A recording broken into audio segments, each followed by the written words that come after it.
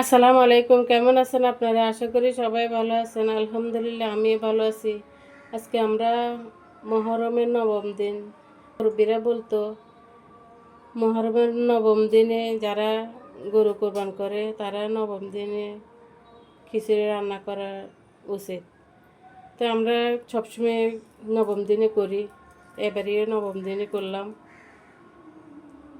তো খিচুড়ি রান্না করার জন্য আমি 4 রকমের ডাল নিয়ে নিয়েছি। খেসারির ডাল, মসুরির ডাল, মুগ ডাল, ছোলার ডাল। এখন এক এক করে সবগুলো ডাল ভাজি করে নেব। মুগ ডালগুলো ভেজে নেব, একটু পানিতে দিয়ে দেব। এখন ছোলার ডালগুলো ভাজে নেব। এখন খেসারির ডালগুলো ভাজে নেব।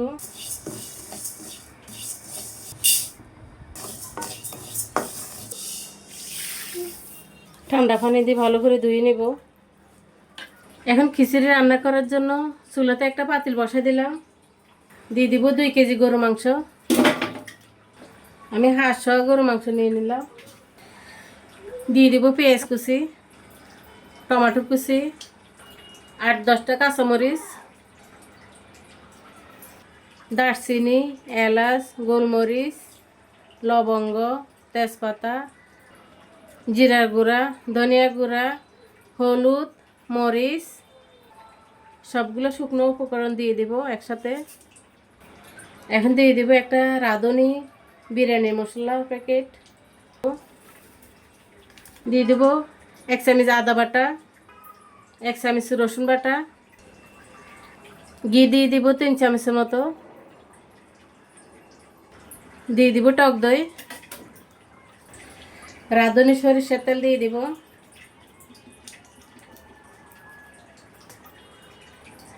এখন সবগুলো হাত দিয়ে মেখে নিব। স্বাদ মতো লবণ দিয়ে দিলাম। 20 মিনিট রেস্টে রেখে দেব। ফিরে আসলাম 20 মিনিট পর।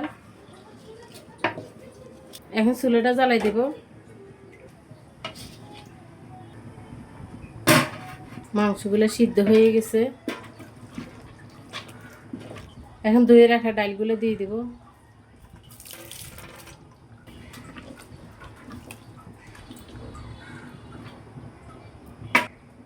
ঢাকনা দিয়ে ঢেকে রেখে কিছুক্ষণ সিদ্ধ করে নেব।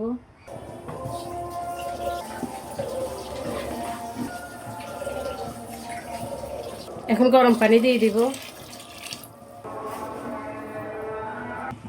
এখন দিয়ে দেব গাজর কুচি, আলু, ভালো করে সিদ্ধ করে নেব।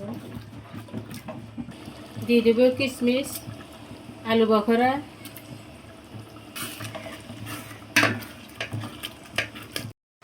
এখন দিয়ে দিব পোলাও চাল,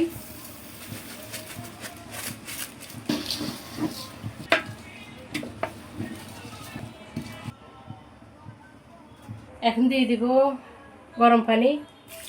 আমি 1.5 কেজি চালের জন্য 2 জগ পানি নিছি। খিচুড়িটা প্রায় হয়ে আসছে। রাস্তা এখন লই হেঁটে দিব। এখন পেঁয়াজ বেরেস্তা দিয়ে দিব।